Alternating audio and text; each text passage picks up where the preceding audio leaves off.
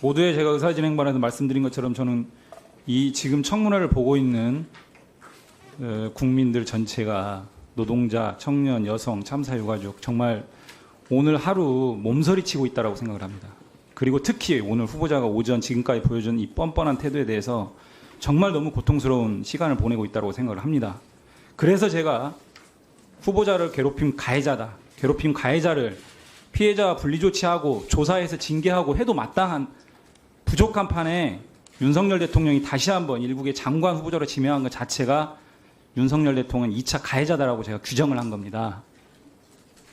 이 청문회 자체가 3차 가해고요. 제가 국민들의 목소리를 들려드리겠습니다. 후보자가 우리에게 던진 건 막말이 아니다. 결코 입에서 나오는 대로 뱉은 말이 아니다. 폭력이고 저주였다. 희롱할 목적으로, 폄훼할 목적으로 그 대상이 정말 죽어 없어지길 바라는 진심을 담아 쏟아낸 말들이다. 여성, 청년, 해고 노동자, 사회적 참사의 유가족을 난도질했다. 그 말이 후보자의 본질이다. 그런 후보자가 이제와 유튜브를 하다 보면 말을 세게 하는 경향이 있다고 너스레를 떤다. 아니다. 그는 방송에서, 강연에서, 연설에서, 국회에서 몇 번이고 반복해 폭력과 저주를 퍼부었다. 지금도 감춰져 있던 말들이 연일 쏟아져 나온다. 유튜브를 닫은 건 자신도 문제를 알았다는 얘기다. 후보자는 확신범이다. 우리는 후보자에게 반성이나 사과를 기대하지 않는다. 사과할 사람도 아니지만 설령 사과한다고 한들 기만일 뿐이다. 그냥 사퇴하라. 다시 자신의 신념대로 마음껏 떠들 수 있는 유튜버로 돌아가라. 사회 극단에서 서서 혐오와 차별의 언어로 힘없는 자들을 핥힌 후보자에게 어떠한 공적 권한도 줄 수 없다. 대통령은 다른 사람을 찾아라. 적어도 여성을 성적 대상화하고 청년들을 우롱하고 노조를 혐오하고 역사를 부정하고 자식 잃은 부모에게 대못을 박는 사람을 빼고 찾아라. 국민들의 목소리입니다. 어떻게 생각하세요? 국민들 다른 목소리도 많이 있습니다. 저도 사과는 절대 받고 싶지 않고요. 기만일 뿐이라는 국민들의 목소리에 동의합니다. 어제 오늘의 일이 아니기 때문에 저는 후보자가 어떠한 얘기를 하더라도 이 상황을 모면하기 위한 얘기에 불과하다라고 저는 생각을 합니다. 저는 이번 청문회가 대한민국에 큰 오점과 아주 나쁜 선례를 남긴다. 이렇게 혐오와 차별로 점철된 언어를 국민들을 괴롭히는 언어를 정말 오랜 기간 했던 사람이 오히려 이렇게 해야 장관 후보자라도 되는구나 라고 하는 매우 나쁜 선례를 남겼다라고 생각을 합니다. 이 청문회 자체가 고통스러운 국민들이 있습니다. 지금이라도 사퇴할 생각 없습니까? 없습니다. 예. 후보자가 지금까지 오랜 기간 했었던 여러 가지 반노동, 노조 혐오 발언들 반복하지 않아도 굉장히 많습니다. 한일 도르코 노조위원장이었던 30대 김문수의 신념과 가치 중 지금 남아있는 게 뭐가 있습니까? 저는 없다고 생각을 합니다. 왜? 제가 두 가지 사례를 들어보겠습니다. 한일 도르코 노조 당시에 후보자가 저렇게 노동자들과 사회적 여러 가지 어려움에 처해 있는 노동자의 현실들을 고발을 했습니다.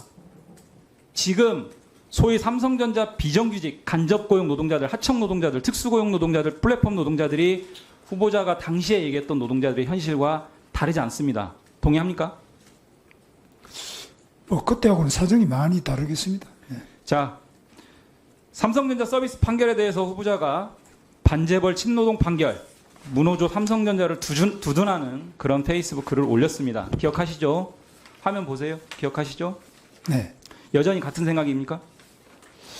하여튼 좀 과도한 범위에서 처벌이 됐다고 저는 보고 네, 있습니다. 비슷하다는 생각이네요.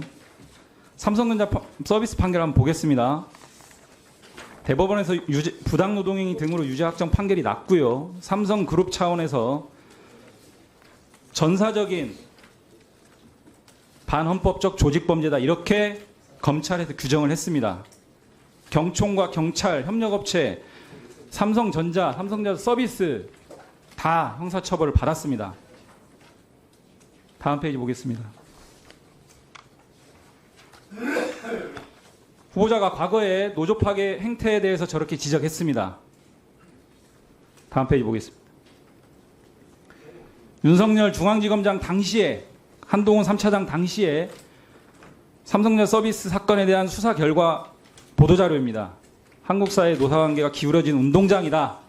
사측에 관대하고 노조 측에 엄한 기울어진 운동장이다. 그러면서 이 사건의 평가를 반헌법적 조직범죄라고 규정을 했습니다. 어떻게 생각하십니까? 여전히 삼성전자 서비스 판결은 반재벌 친노동 판결, 무노조 삼성전자를 두둔한 그런 입장을 가지고 계십니까? 그렇지 않습니다. 저는 뭐 삼성전자의 노조를 직접 만들려고 오랫동안 시도도 했는데 실패했습니다. 그런데 생각이 좀 바뀌었습니까? 그러면 삼성전자 서비스 판결 페이스북에서는 그러니까 질타를 했잖아요. 삼성전자는 노조를 하려고 하다가 못했는데 지난번에는 알겠습니다. 제가 예. 하나만 확인할게요. 과도한 저와 같이 부당 노동행위로 많은 사람들이 처벌을 받았어요. 네. 저 노조 활동을 하는 과정에서 비정규직 노동자 2분은 돌아가셨습니다. 이런 경우에 대비하기 위해서 부당노동행위 형사처벌 조항이 있습니다. 이 부당노동행위 제도의 형사처벌 조항 계속 유지해야 됩니까? 삭제해야 됩니까? 현재 법에 있는 대로 좀 하고 있는 거로 유지하는 게 맞습니까? 예. 자, 더 삼성전자 서비스 사건에서 경총도 부당노동행위 공범으로 경총 감독들이 처벌을 받았어요. 정경련의 국정농단에 관여. 네, 이 의원님, 저 발언을 1분 주시고 마무리해 주십시오. 정경련도 국정농단에 가담해서 정경련 관계사들이 형사처벌 받은 거 아시죠? 네. 이와 같은 경총, 정경련 지금 환경협으로 바뀌었지만은 사용자 단체의 이런 행태들에 대해서 어떻게 생각하십니까? 사용자들도 바뀌어야 될 점도 많이 있고요. 뭐 노사 간에 다 우리가 서로 고칠 점 고치고. 사용자 단체의 이러한 행태 매우 부적절하다고 생각하십니까? 사용자들이 부당노동 행위하는 것은 물론 처벌을 받아야죠. 부적절하다고 생각하십니까? 예, 물론입니다. 처벌을 받아야 될 일로 생각합니다. 하청, 특수고용, 플랫폼 노동 등에 대해서 이제 한국 사회가 새로운 규범으로 대응을 해야 됩니다.